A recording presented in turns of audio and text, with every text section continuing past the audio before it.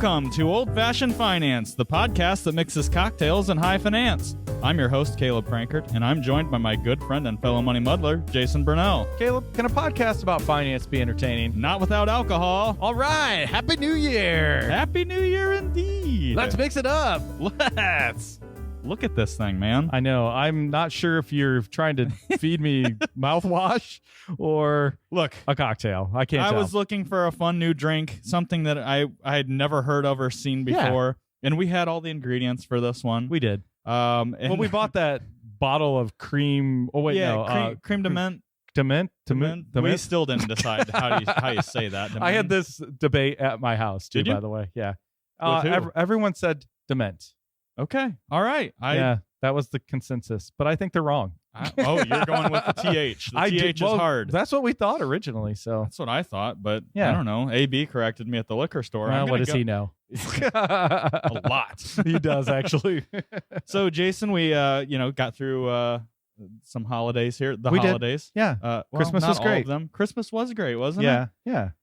We had, and I guess really the whole country had kind of a deep freeze. Oof. Florida was like high of 40 degrees. Iguanas falling out of tree warning. Yeah, it was cold. I have a lot of clients down there, and I actually did talk to one. Yeah. And legit, iguanas will just fall out of the trees. Well, and you'll get 40 degrees. I believe it. Yeah, I believe it. It's not uncommon. Let's put it that way. So it was the coldest Christmas on record since 1985. That's the year that I was born. We had a couple of years ago. Well, I guess like 2013 and 14. I remember because we were both working at the bank, driving around. Yep. It was cold and windy. Now we got more snow and ice, but it was kind of reminiscent of that, minus all the snow. Like they were calling for much snow, and then it didn't happen. So I was always the guy that would go into the office like first in the morning, and I'd get there at like 7:30. I'd get there, and it'd be like freezing out. I'd park my car, get inside, and then they would call a level 3 snow emergency, which in Ohio is just like you can't drive anywhere. Now you're stuck at work. The bank is closed. I'm there by myself, and I'm stuck. I remember working 2 counties away. Oh, gosh. Right? Oh, that's right. And oh, my gosh. We had a level 3 in our county. We had one in the neighboring county. So the 2 counties I had to drive through to get to work had 3, but there was a level 2 the whole time in Wood County. Because the sheriff is like, everybody just wants a day off, and Wood County is open for business. And my boss was like, so you're able to get here, right? Because you got to be here. It's a level 2. I'm like, I have to drive through 2 level 3 counties to which get is there. illegal. Which is illegal, right? I think I did it the one day, and then they decided to close. And we sat like, well, you can make phone calls. I could do that from anywhere. Anyway, but it was kind of reminiscent of those storms with the wind and the wind chill and. We were like negative 20, right? I mean, it was cold. It was cold. It was really cold. So hopefully everybody stayed warm. Yeah. We're in the midst of a warm up, which it's going to be 50 some degrees. It's going to be pushing 60. So we were just talking about this, like 60 degrees from negative 20. Uh-huh. I mean, that is a huge temperature change. Wild. Right. Absolutely wild. Whatever. I'm trying to think of when, we're recording. This is our first podcast of the new year. Happy New Year! Happy New Year! All right. Yeah, on this side, we haven't seen the new year yet. Yeah, that's okay. So like we do normally, we record for the week in advance. But yeah, Happy New Year, everybody. Yeah. I hope you had a nice Christmas. Jason, you had a nice Christmas? Yeah, I did. I think the cold weather made everybody slow down and we enjoy just stayed time with home. Family. Yeah. I mean, we were there. Like if you want to see us, come to our house. I think there was a mad dash before Christmas, but because of the weather and all of that, it warmed up enough for everybody to get together with family. Yeah. But we had just a great Christmas. Good. A great Christmas. That's awesome. I'm glad to hear it. Lots of chaos in my house. Got lots of kids still. I got little ones. And that's fun chaos. Yeah, it was good. So they got more stuff than I even know where to put in my house, but that's a different problem. I just bring all my cool stuff to the office. I saw that. Man, you got some cool stuff. Man, I'm a little jealous. Well, I guess we should get on to the drink. Yeah. The first drink of the year, Jason, we're going to go back to an old faithful friend, gin. Piney. It's like wintry. Yeah. Although gin makes me think of summer. Gin makes me think of summer, but this drink, if you look at it, well, I would say it kind of looks like Christmas in a glass, but really it looks like Jell-O. It looks like Listerine. Yeah, definitely Listerine. What we've got here is a gin Caruso, okay? Ooh. So she was a swell gal. She was a swell. Yeah. I remember her. She was a great girl in high school. Gin Caruso. I wonder how she's doing. No, anyway. what we've got here is made up of, it's an easy drink to make. So if you follow along and you buy the ingredients and you make the cocktails with us, you have what you need at home. Yep. 1 ounce of gin. Yes. 1 ounce of dry vermouth. 1 ounce of creme de menthe. Mint. And you can garnish this with a mint sprig. My mint plant died. So for some reason, it's negative 20 degrees out. when you smell this, you're definitely smelling the mint. So I'm not sure what all that adds to it other than making it look pretty. I'm not sure how mint and gin is going to go together, but it might be great. I love mint, so we're right. You're right on my like feels here. I love it. Let's go in for all a right. sip. Here we go. Cheers. Happy New Year. Oh, that's delightful. It's a little toothpastey. It's very Listerine-y. Do you taste the gin? Yeah, I do. Do you? Okay. Oh yeah. Let me go in again for a second sip. You made a full drink here. What are you trying to do to me? We usually have halves. Slow day at the office. Yeah. Yeah, I guess it's there. The creme de mint really takes over. The mint I think you could cut the mint in half. Andy's mint. It is that same Andy's mint flavor. I mean, I like mint. So I mean, you gotta look. It's not bad. Okay. If you don't like cocktails, if you don't like strong drinks, I would say that like our December drinks, the Christmassy ones, that was good go-tos. Intro to cocktails. Maybe if you're not into like the whiskey drinks and stuff like that, this might be a good one. It's a little boozy. It's a little boozy. I don't know. There's not a lot of sweet in this. There's only 1 ounce of gin though, and dry vermouth. That's going to be a lower proof, and so is the creme de mint. Maybe a different vermouth might make a difference in here. I don't know. I feel like you could cut back the mint. I think you could cut the mint back for sure. I'd like to taste more gin. Yeah, me too.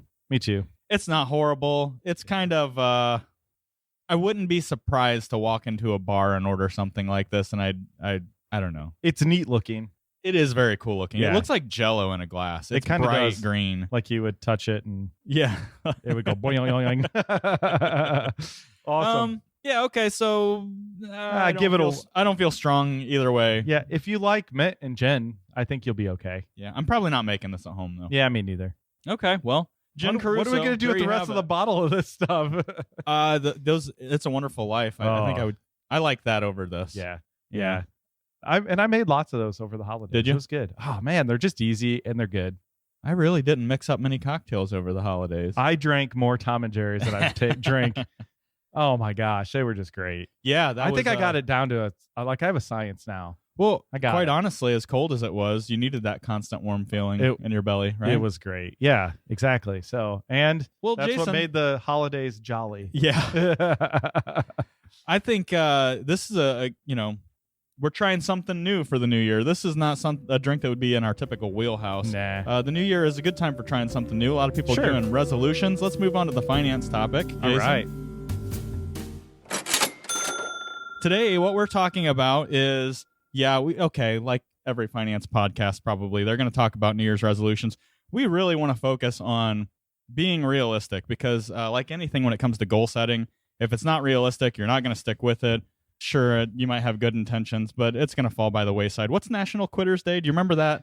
I wrote a blog a couple years ago. Somewhere in January. It's like the 17th or something. Yeah, it's not even 3 full weeks, I don't think. Most people give up. It's like 70-some% give up on their resolutions before the 17th of January. Yep, I get it. Well, and I think that's just because the goals are unrealistic. There's too many of them. You're riddled with ADHD when you have 15 goals and you're trying to change. You're trying to steer a cruise ship. Like it doesn't work that way. Right. People are, they have good intentions. I want to change this, and baby steps, right? It's kind of like when we meet with our clients and we work on goal setting and even our financial planning in general. I tell folks, let's walk out with no more than 3 action items. Right. It's got to be realistic, right? And then we'll give you more when you come back, when we hit those other goals. So I think this is going to be a really interesting one. We want to keep it realistic. We want to keep it attainable. There was a really, I think, an interesting article just a couple of days ago on Investopedia.com called Financial New Year's Resolutions You Can Keep. And the subtitle, How to Ring in the New Year with Better Financial Health. This is by Andrew Schwartz. It's funny because it shows who is reviewed by and fact-checked, even. Ooh, oh, good. We live in the day of so much of this is like actual facts. Look, right? It's an opinion piece. It is. I think the way we're going to handle this, but this Jason, is good. It's broke down pretty decent. Yeah, I think let's go through some of these goals and say, am I buying this or am I selling it? Is it an attainable goal? Can we do this? What do we like about it? What do we maybe want to tweak? Sure. I think it's a good, rather than starting from scratch, let's, Sounds good. Investopedia's articles are pretty well read, so you can go out and find this one. Let's jump into the first one, which I think is really good. It's kind of just taking stock, right? The first goal on here is calculating your net worth. Interesting. Yeah, it is. So this is like the old balance sheet calculation. You kind of see what the scoreboard is, right? Yeah. It's a good time to check the scoreboard, right? Because you're probably coming off of the holidays. Even if you had, you took stock of your financial picture going into the holidays, it might be worse. Things now. might look different now, right? Your balance sheet might look a little bit different. So I think it's time to take another snapshot, see where you're at. Again, from a balance sheet perspective, assets, liabilities, list them, understand what your net worth is, assets minus your liabilities. You're going to see what your net worth looks like. Include things like your house, and if you have a small business, any big asset that could actually be sold and there's a market You're a for big it. Asset, Yeah. Because I have to put up with your asset. All right. This is a kid, or not a kid show. This is a family show, right? So I mean, I think this is a good practice. It's simple. Okay. Yep. I think it can be we did an episode way back on balance sheets, how to create a personal balance sheet. And I think people hear that term and they think like accounting. And I remember my accounting class. I hated it, Yeah. If I would have taken one more accounting class in college, I could have graduated with another degree in accounting. And I'm geez. nope, I'm out. Don't want to do it. Yeah, the EA says that. That's funny. Now I wish I did. But I mean, yeah, in hindsight, I wish I had done the work. Yeah, I guess, the one extra class. Whatever. Yeah, exactly. But I think it's intimidating to most people. Just Sure. get out your legal pad, write down your assets, write out your liabilities. Yep. And I think something that you could just add to what this article is. Again, don't forget your physical assets like your cars, Sure. Any boats, campers, things like that, other property. Look at the value of your house right now. I mean, it's totally different than 2 years ago. Absolutely. So it's important to look at. No, I think that's a good one. I'm for it. I think one thing you could add to this is, your in and out as far as income and your debt service. Sure, right? sure. Just a cash kind flow. of like a cash flow analysis. Yeah, we would say a cash flow analysis. Another thing that sounds kind of intimidating to folks, but it's really that easy. What's coming in every month? What's going out to service the debt? Yep. That's really important when you're looking at a financial And we're not plan. saying with like obsessive numbers down to like a spending plan budget. You ought to be familiar with your own Right. situation, right? And find out if you're lying to yourself. That's another one. Absolutely. That's a great point. I spend $5,000 a month on my bills, and it's actually $9,000. Yeah, we all do this, right? We kind of say, I know where I'm at. I don't want to dig into the details. I can 'cause pay might that be credit afraid of card what I off find out. every month. Yeah. So this is great, though, because it gives us, where do we really stand at the beginning of the year? I think this is a fantastic idea. This is the first thing that you do. This is not sitting down and developing a full-blown budget. This is just seeing where you're at, and that's a good start. Scoreboard. Yep, scoreboard. I'm for it. Great. I'm buying it. I think you can do it. Everybody should be able to do that this month before National Happy Quitters Day. Before you right? start drinking on New Year's Eve. Oh wait, that's going to come out after. You already drank on New Year's Eve. Before you become sober on New Year's Day. You could do this. You could pencil whip this on New Year's. Well, we won't have this episode out by then. Whatever. We're getting all anyway, screwed up. Yeah, I like that one. I think everybody should be able to do that one. I totally buy that. Jason, the next one is resetting your retirement accounts. What the heck do they mean by resetting your retirement accounts? Well, I'm totally in on this one. I think checking into your contribution percentages is the first place. Yeah, we kind of scratched our head on this one a little bit. We didn't understand exactly what they were saying, but it is just making sure the behavior that you're using for saving for retirement is in the right spots, right? Yeah. Okay, so this kind of goes into that order of savings that we have mapped out on another episode. Yep. We use it in our financial planning with folks. Yeah, but in this article, they do kind of emphasize, I think this is where maybe we are a little bit different.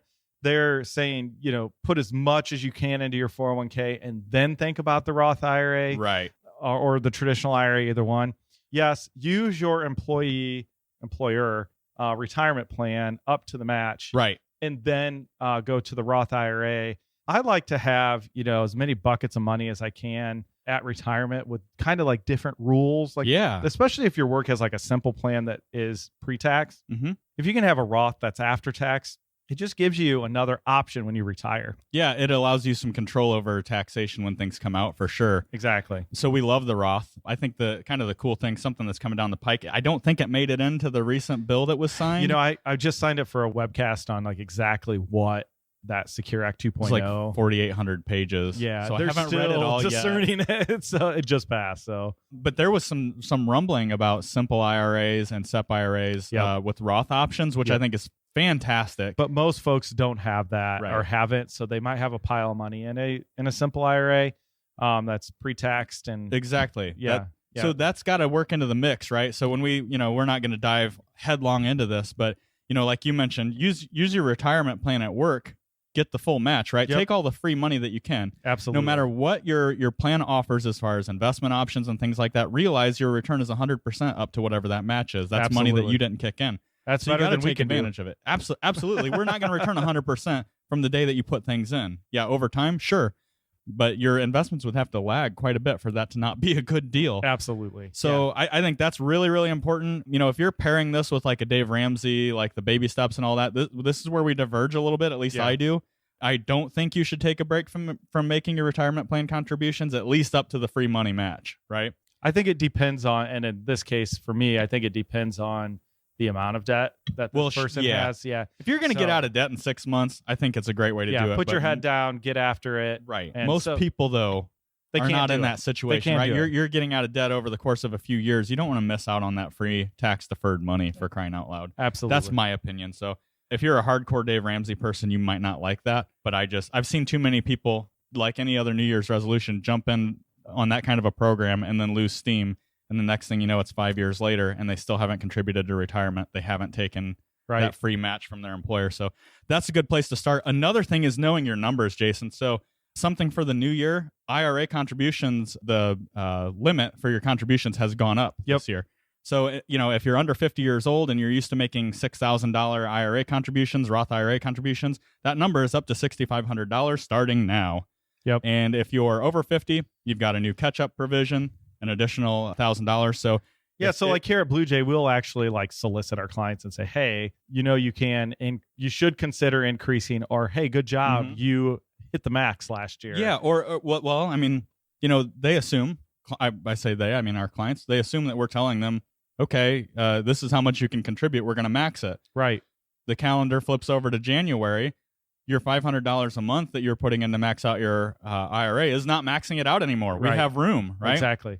So I think that's really important because we've all been there, right? We see a client's account, they're still putting $450 a month in. Well, they've missed out, okay? So I think knowing that is important. The same is true for your 401k. So your 401k limits have gone up as well. Yep. Remember, if you've got a Roth 401k option, this is a game changer. It's huge. So if you're taking, the numbers that, were applicable from a tax standpoint 2-3 years ago, well, it's all changed. So it's time to update, look at those numbers. If you're maxing those kind of plans, make sure you're upping your contributions for sure. Cool. And we generally use the 15% of your gross income rule as a retirement contribution. And you can go back to the order of savings episode if you want to get into that, or give us a call or shoot us an email if you kind of want to see what that order of savings plan looks like. But it definitely does change things up a little bit with these contribution limits going up. So that's good. That's good news for you. Not everything in that that legislation that passed is going to be good news for you, but that is good news for you. Okay, Absolutely. Take advantage. Absolutely. So this one was also, we scratched our heads a little bit on this one, Jason. Updating your savings goals.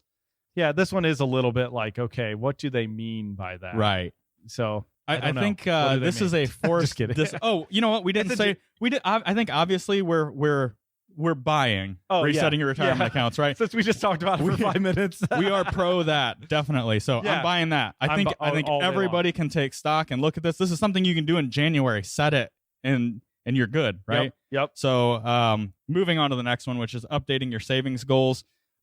I think what they were talking about a lot in this article was, everybody's got savings goals. Yep. But I think we make our savings a little bit too accessible. Our emergency funds a lot of times are used for not real emergencies, right? Yeah. So I'm a huge advocate for that arm's length away from, the ATM, being able to just go pull the money out. We even have a savings tool here where we're able to put money in. It's an ACH away, so 24 hours. You got to think about it. You got to get another person involved. Yeah, you're one more step between you and your money. It makes a huge difference. So, what I would use, like maybe an online savings account, credit union that you don't bank at on a regular basis.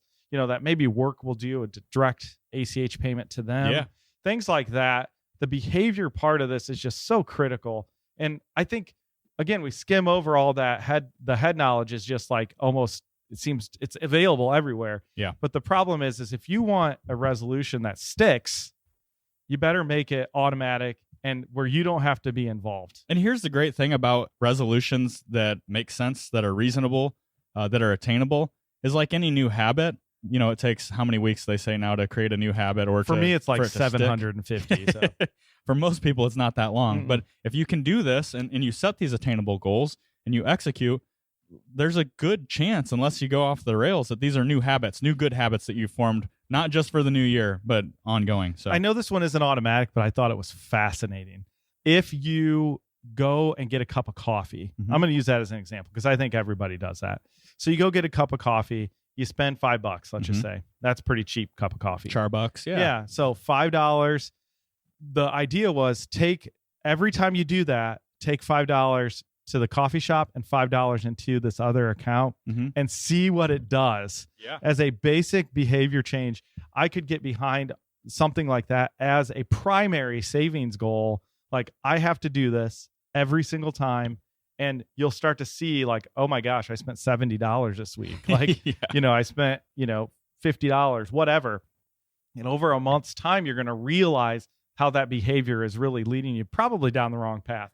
I'm not saying that the way that we do things is always the right way, but my wife is a big fan of the forced discipline stuff. Yep. Make it difficult to go get it.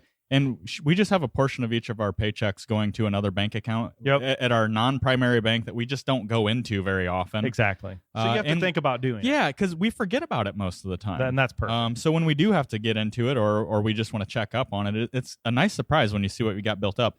There are also some cool programs that a lot of banks will have. Some of these regional banks around us are doing these where, so ask your banker, don't get sold anything. Yeah, exactly. But ask your banker. There are a lot of programs where every time you swipe your debit card, they might round up to the next dollar and take. Sure. So you spend $5.25 at the coffee shop. They're going to round up to the next dollar.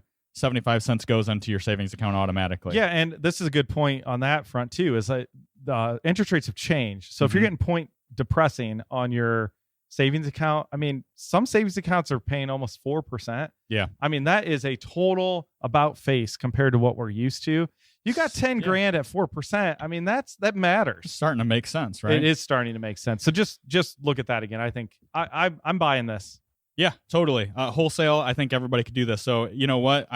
When clients walk out of here, I say there's 3 action items. I think we could leave it at this and say, hey, here are your 3 action items. I think everybody ought to be able to do this. Yeah, but I think this next one's really important. Yeah, let's go through these. So making a plan to pay down your debts is the next one. And I think, Jason, the key word here is plan. Yes. So written plan is important. Okay. So whether it's on the back of a napkin or a legal which pad, is the way I would do it. A spreadsheet, a big poster board in your house. I love that. A dream board? A dream board, yeah. No, I mean, like I like the visual side of it. So I'm like, I'm gonna list, my Kohl's card at $2,000, my American Express at $3,000. I'm gonna list them and I'm gonna start keeping track of my progress. This to me is the priority out of all of this. Okay. This is the one. This is number one for me because it is the biggest boat anchor wrapped around the middle class's neck.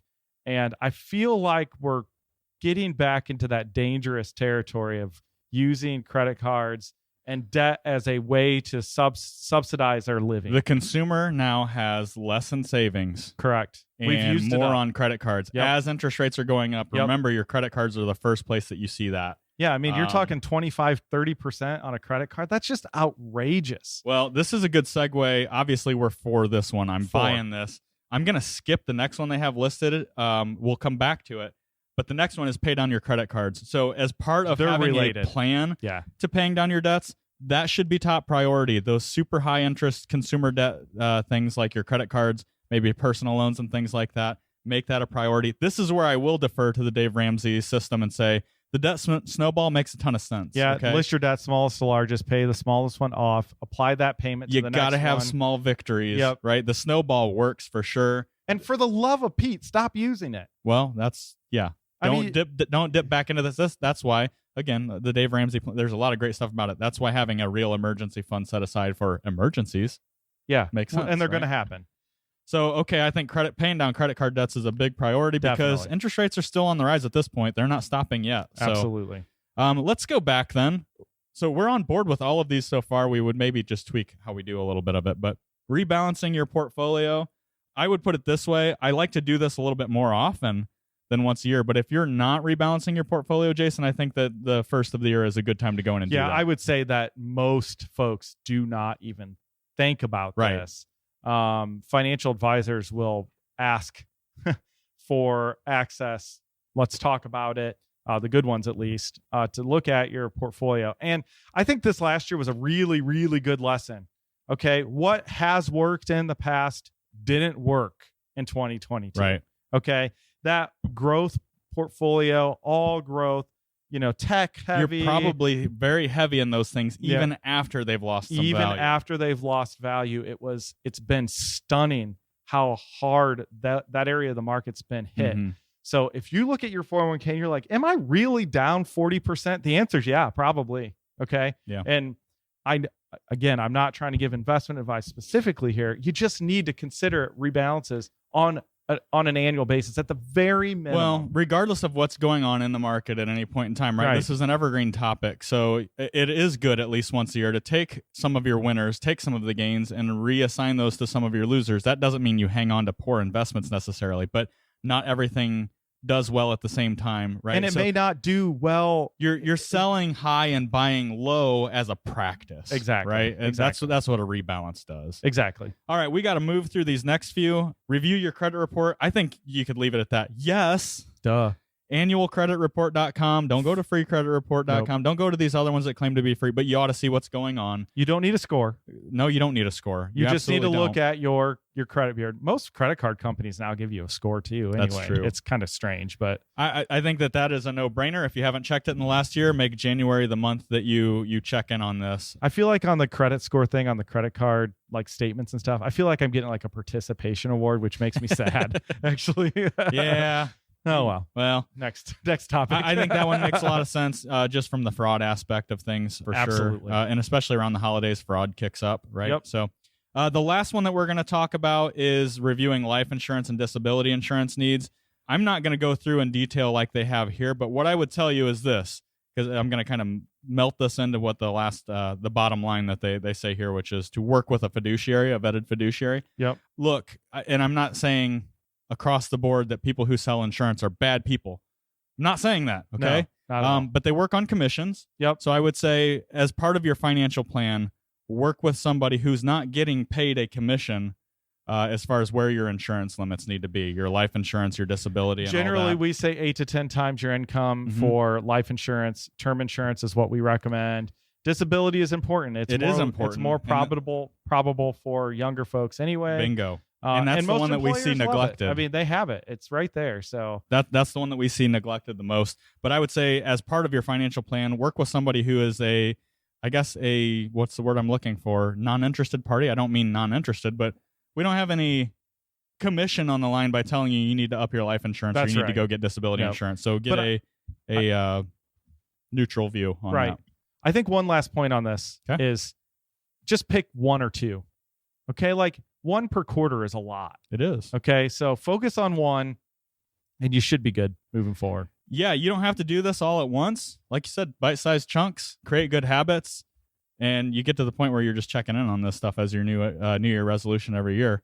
You'll be in good shape. So happy New Year to everybody out there. Gosh, I'm so ready for 2023. I know it. Well, Jason, 2022 has been fun. Here's to a good 2023. Lots of lessons. Thanks for having a drink with us this week. It's time to close out the tab. If you have a question or topic you want addressed on the Old Fashioned Finance Podcast, be sure to email us at podcast@bluejfg.com. We'd love to hear from you.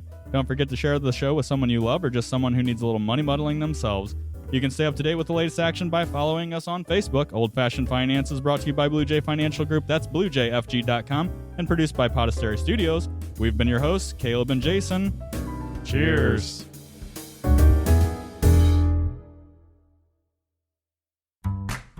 Blue Jay Financial Group, LLC. Blue Jay is a registered investment advisor registered with the state of Ohio. Registration does not imply a certain level of skill or training. The presence of this advertisement on this podcast shall not be directly or indirectly interpreted as a solicitation of investment advisory services to persons of another jurisdiction unless otherwise permitted by statute. Follow-up or individualized responses to a consumer in a particular state by Blue Jay and the rendering of personalized investment advice for compensation shall not be made without first complying with jurisdiction requirements or pursuant an applicable state exemption. All verbal and written consent on this presentation is for information purposes only. Opinions expressed herein are solely those of Blue Jay unless otherwise specifically cited. Material presented is believed to be from reliable sources, and no representations are made by our firm as to other parties' informational accuracy or completeness. All information or ideas provided should be discussed in detail with an advisor, accountant, or legal counsel prior to implementation.